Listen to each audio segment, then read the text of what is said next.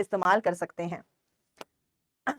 अब हम किसी भी होस्ट में बेटा अगर हमें कोई ट्रांसफर करना है तो हमें उस होस्ट को कॉम्पिटेंट बनाना पड़ता है कि भाई इस होस्ट के अंदर मैं इस वेक्टर को डाल पाऊं। तो उसको कॉम्पिटेंट बनाने के लिए हम इस पर कैल्शियम का डाइवेलेंट आयन भी लगा सकते हैं ताकि ये कॉम्पिटेंट बन जाए। उसके बाद हम इसको हीट देते हैं 42 डिग्री सेल्सियस की, फिर हम इसको ठंडा करते हैं, गर्म करते हैं, बेसिकली हम इसको कॉम्पिटेंट बना देते हैं ताकि हम इसमें वेक्टर ट्रांसफर कर सकें। अगर आप देखेंगे डीएनए टेक्नोलॉजी में अगर हमें कुछ भी बनाना है तो उसके कुछ पर्टिकुलर स्टेप होते हैं। पहला स्टेप होता है डीएनए को निकालो, फिर डीएनए के टुकड़े टुकड़े करो, किसकी मदद से? रिस्ट्रिक्शन एंजाइम की मदद से। फिर उसको वेक्टर में जोड़ो, फिर उसको वेक्टर में जोड़ के उसका मल्टीप्लिकेशन कराओ जीन ऑफ इंटरेस्ट का पीसीआर टेक्निक से। फिर उसको कराने के बाद उसको वेक्टर में जोड़ो उस जीन को, दैट इज लाइगेशन करो।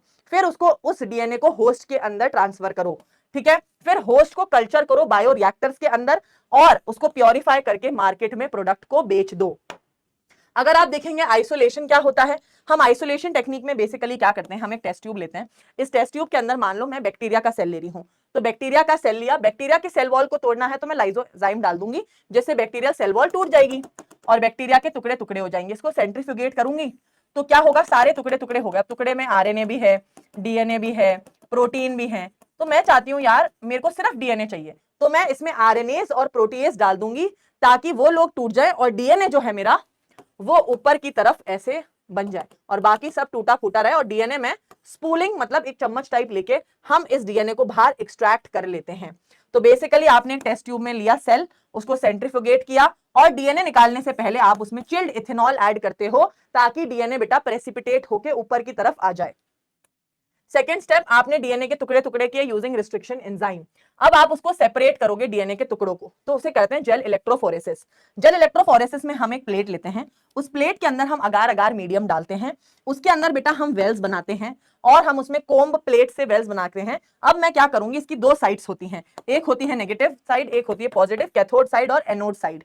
अब मैं नेगेटिव साइड पे डीएनए को लोड कर दूंगी और यहाँ पे इलेक्ट्रोड्स को कनेक्ट करके इलेक्ट्रिसिटी चलाऊंगी, तो डीएनए के फ्रेगमेंट सेपरेट हो जाएंगे। जो डीएनए का फ्रेगमेंट ज्यादा साइज का है, बड़ा है, वो इधर ही रह जाएगा, जो छोटा साइज का है वो इस साइड मूव करता जाएगा, माइग्रेट करेगा इस साइड पे, ठीक है। इसी तरह बेटा आप कैथोड और एनोड को कनेक्ट करते हो। एनोड साइड पे कौन से फ्रेगमेंट्स आएंगे, जिनका वजन कम है, इसी को जेल इलेक्ट्रोफोरेसिस कहते हैं। जेल इलेक्ट्रोफोरेसिस में हम एक स्टेन भी डालते हैं जिसे हम इथीडियम ब्रोमाइड कहते हैं, ताकि जब मैं यूवी लाइट के अंदर डीएनए के फ्रेगमेंट्स को देखूं वो मुझे ऑरेंज कलर के नजर आएंगे यूवी लाइट में, ठीक है। हमने क्या किया, एक प्लेट ली, अगार अगार मीडियम डाला, कोम से हमने वेल्स बनाए, वेल्स के अंदर हमने डीएनए डाला, इलेक्ट्रोड कनेक्ट किए, इलेक्ट्रिसिटी पास की, तो हैवी स्ट्रैंड्स कैथोड साइड रह गए, लाइट स्ट्रैंड्स जो हैं आपकी एनोड साइड मूव कर गए। इथीडियम ब्रोमाइड स्टेन से मैं यूवी रेस के अंदर देखूंगी तो मुझे ब्राइट ऑरेंज कलर के नजर आएंगे और उसको मैं बेटा निकाल लूंगी, रिमूव कर लूंगी, दैट इज इल्यूशन प्रोसेस, ठीक है। डीएनए प्योरीफाई हो गया, अब हम उसे मल्टीप्लाई करेंगे पीसीआर टेक्निक से।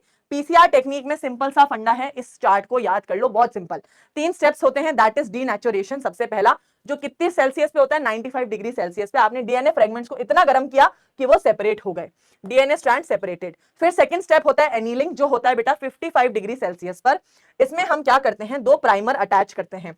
कौन से एंड पे, फ्री 3-OH एंड पर हम क्या करते हैं, प्राइमर अटैच करते हैं। ये प्राइमर अटैच हो गया, फिर होता है एक्सटेंशन स्टेप जो 72 डिग्री सेल्सियस पे होता है। यहां पर मैं एक एंजाइम लगाती हूं जिसे कहते हैं टैग पॉलीमरेज, जो आकर इस डीएनए स्ट्रैंड को लंबा कर देता है, दैट इज पूरा पूरा बना देता है, ठीक है। टैग पॉलीमरेज क्या होता है, थर्मोस्टेबल एंजाइम होता है, जो कितनी भी हीट दे दो उसमें खराब या डीनेचर नहीं होता, बना देता है।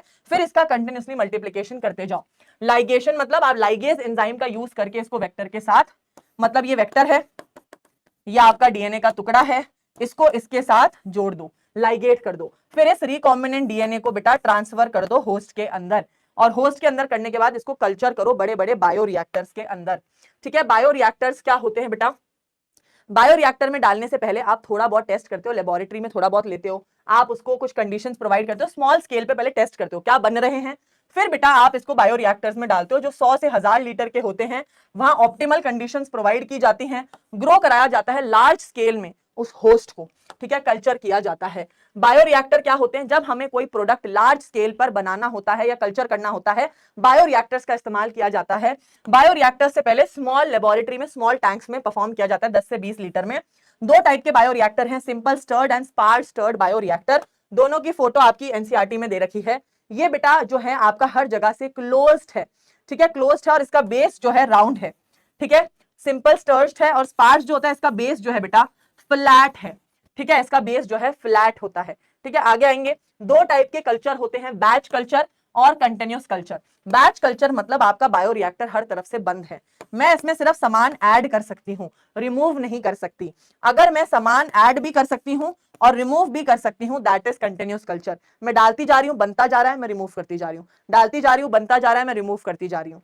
मैं सिर्फ एक ही बार में एक पर्टिकुलर अमाउंट ही डाल पाऊंगी इस कल्चर में, फिर मैं उसको निकाल नहीं सकती बाहर, ठीक है, वो एक साथ ही पूरा निकलेगा, ठीक है, बैच और कंटिन्यूस कल्चर। फिर आता है बेटा डाउनस्ट्रीम प्रोसेसिंग, मतलब मैंने कल्चर कर लिया है, अब मुझे मार्केट में उस प्रोडक्ट को बेचना है, तो मैं क्या करूंगी, उस प्रोडक्ट में प्योरीफायर्स, प्रिजर्वेटिव्स, चीजें ऐड करूंगी ताकि उसको मैं बेच सकूं मार्केट में, क्वालिटी कंट्रोल, टेस्टिंग, हर चीज होगी उस प्रोडक्ट की, फिर अल्टीमेटली उस प्रोडक्ट को मार्केट में सेल करूंगी, ठीक है। This is biotechnology principle.